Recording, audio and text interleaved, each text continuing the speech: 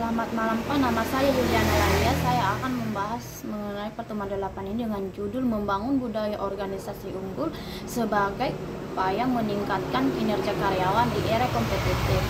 Nah, dalam pertemuan ini, sumber daya manusia merupakan salah satu faktor penting yang harus dibicarakan.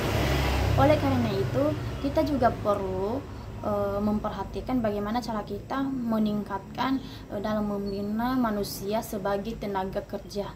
Nah, setelah itu kita juga perlu mengerti bagaimana cara arti penting manusia. Maka suatu organisasi harus dapat mengatur dan memanfaatkan sedemikian rupa sehingga potensi sumber daya manusia tersebut dapat dikembangkan dalam penelitian untuk membuktikan bahwa budaya organisasi bahkan merupakan faktor yang lebih penting dalam menentukan kesuksesan. Nah, dalam kegagalan perusahaan atau dalam periode mendatang, budaya organisasi mempunyai dampak signifikan pada prestasi kerja ekonomi perusahaan dalam jangka panjang, yaitu dalam komprat dan menghambat potensi keuangan yang kokoh dalam jangka panjang.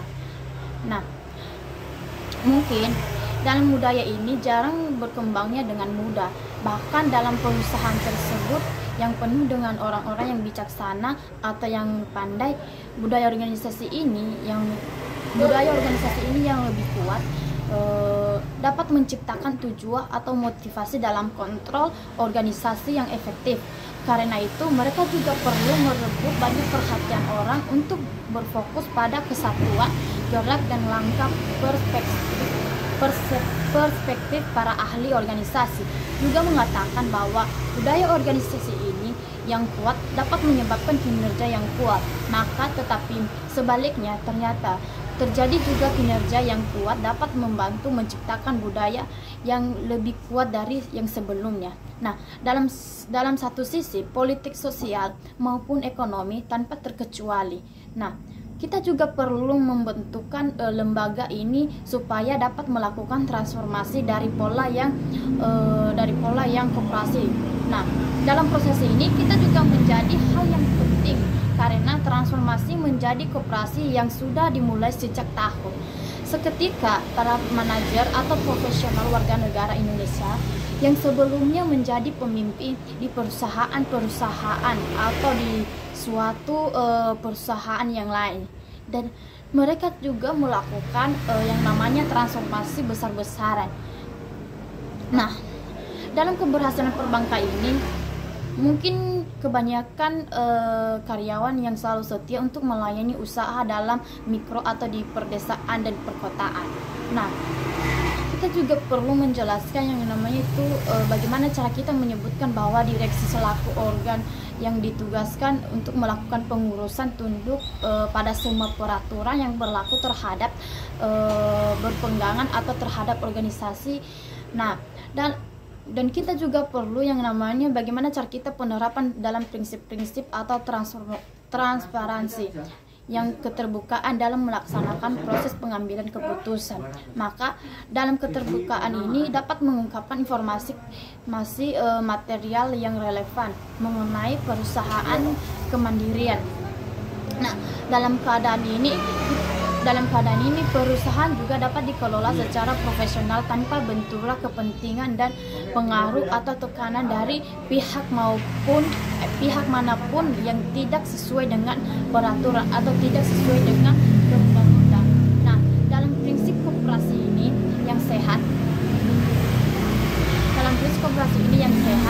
akuntabilitas ini kita dapat menjelaskan yaitu fungsi pelaksanaan dan pertanggungjawaban organisasi, sehingga dapat mengelola dalam suatu perusahaan sehingga terlaksana secara efektif atau pertanggungjawaban mereka. Nah, dalam kesesuaian yang mereka olah perusahaan terhadap peraturan perundang-undang dan prinsip koperasi ini yang sehat sangat wajar. Karena kenapa? Kesesuaian di dalam pengelolaan perusahaan terhadap peraturan perundang-undang koperasi yang sehat ini atau yang mereka lakukan sangat-sangat terkesan. Nah, di sini juga dalam perkembangan budaya akhir ini memberikan ide-ide kreatif terhadap sebuah aktivitas seseorang. Bahkan akhirnya lembaga ini juga mempunyai sebuah organisasi. Seketika ide-ide kreatif yang direalisasikan dalam suatu aktivitas bisnis di sebuah organisasi, maka munculnya menjadi sebuah budaya organisasi. Banyak peneliti yang menyetujui bahwa budaya organisasi ini merupakan ideologi yang menyatu dalam suatu organisasi dan merupakan bentuk produk dan dari interaksi sosial, maka dapat dipengaruhi oleh seluruh anggota organisasi. Budaya mempunyai pengertian atau teknologi yang luas, meliputi ilmu, pengetahuan, keyakinan atau kepercayaan kita seperti moral, hukum, adab, dan istiadat. Nah, dalam berbagai kemampuan dan kebiasaan lainnya yang didapat sebagai anggota masyarakat, budaya adalah suatu pola asumsi di mana dasarnya yang kita diciptakan, ditemukan, atau dikembangkan oleh sekelompok tertentu. Maka kita juga menjadikan sebagai pembelajaran untuk mengatasi masalah-masalah eksternal dan internal. Nah, di dalam ini internal yang resmi dan terlaksana dengan baik, dan oleh karena itu diwariskan kepada anggota-anggota baru sebagai cara yang tepat untuk memahami dan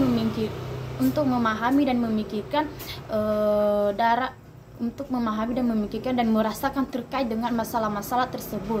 Maka kekuatan budaya organisasi dapat diukur dari sejauh mana budaya tersebut dianut oleh semua anggota dan sejauh mana anggota organisasi ini dapat mempercayai. Semakin intens budaya organisasi, semakin kuat pengaruhnya dalam semua tingkatan atau di mana budaya memanifestasikan diri untuk mempengaruhi tak sekedar sikap karyawan, namun juga nilai-nilai, asumsi dasar, dan keyakinan mereka.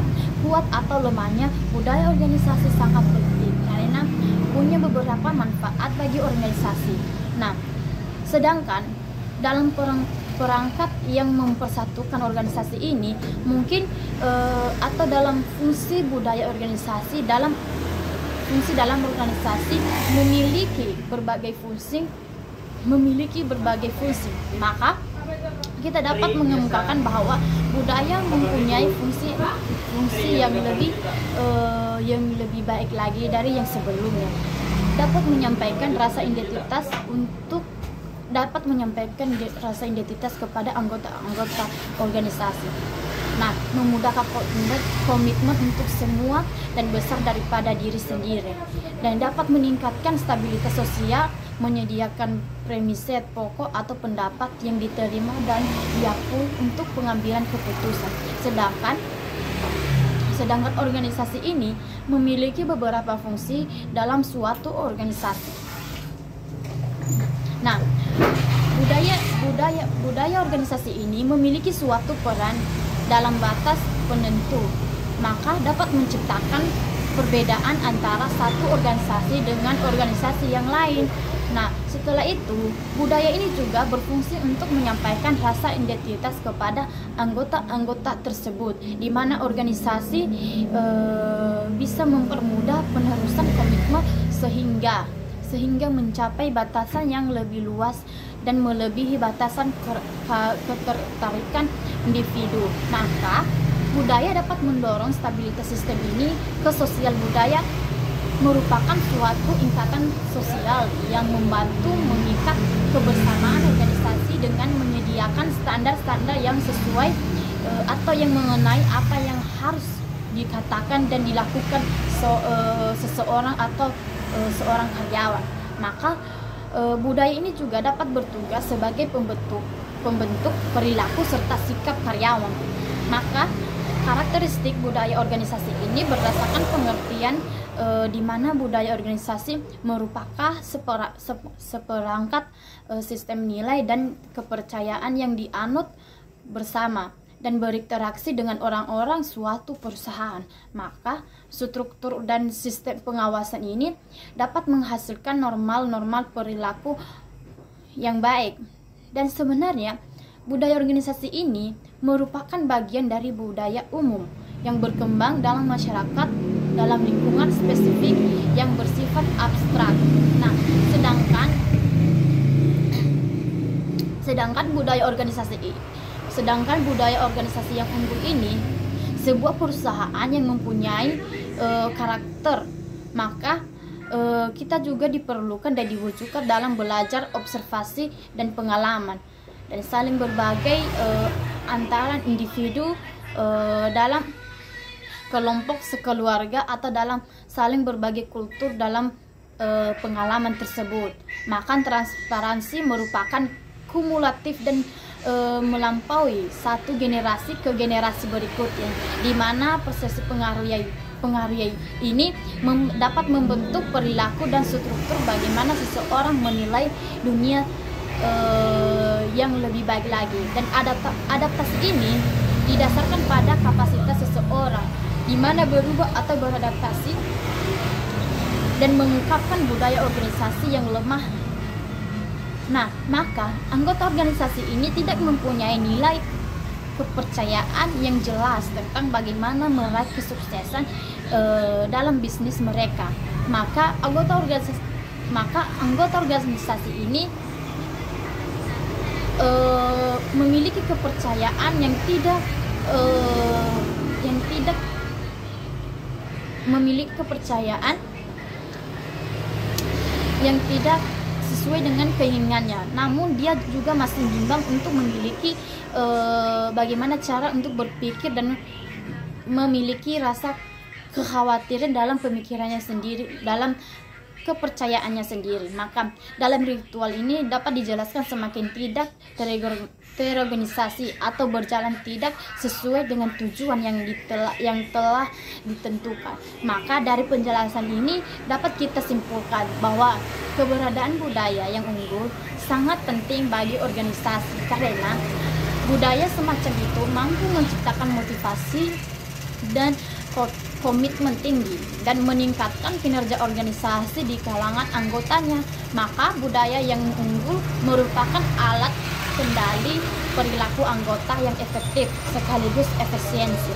Maka budaya organisasi unggul ini bisa juga dibangun berdasar budaya lokal yang dibentuk berdasarkan unsur-unsur, di mana budaya lokal ini merupakan warisan budaya yang leluhur turun-temurun di daerah tertentu, dan beberapa unsur yang bisa dibangun menjadi budaya organisasi atau dalam nilai-nilai positif.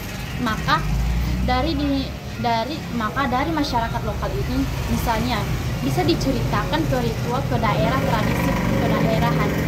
Maka kreativitas ini atau dalam keunikan masyarakat setempat ini dapat beragam wujud warisan budaya lokal, memberikan kesempatan untuk mempelajari kearifan lokal. Nah, dalam mengatasi masalah-masalah yang dihadapi di masa lalu,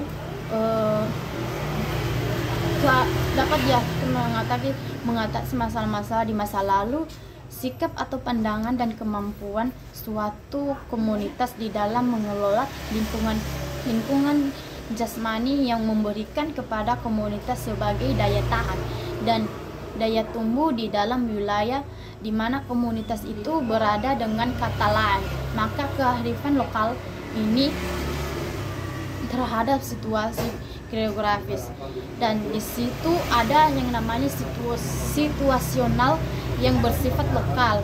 Maka dalam pandangan hidup, dalam ilmu pengetahuan, serta bagaimana strategi kehidupan yang berwujud aktivitas yang dilakukan oleh masyarakat lokal dalam menjawab berbagai masalah dan pemenuhan kebutuhan mereka secara umum. Kearifan lokal ini memiliki ciri dan fungsi. Maka sebagai penanda identitas sebuah komunitas atau sebagai elemen perangkat kohesi sosial, maka dalam sebuah budaya yang tumbuh dari bawah, eksis dan berkembang dalam masyarakat, bukan unsur budaya yang dilaksanakan dari atas, maka berfungsi untuk memberikan warna kebersamaan bagi sebuah komunitas dan dapat mengubah pola pikir dan hubungan timbal balik individu individu dan sekelompok dengan meletakkan di atas dan mampu mendorong terbangunnya kebersamaan, apresiasi dan mekanisme bersama untuk mempertahankan diri dari kemungkinan maka terjadinya gangguan atau perusakan solidaritas kelompok sebagai komunitas yang utuh dan terintegrasi. Sekian dari penjelasan saya. Jika ada yang salah mohon dimaklumi. Terima kasih.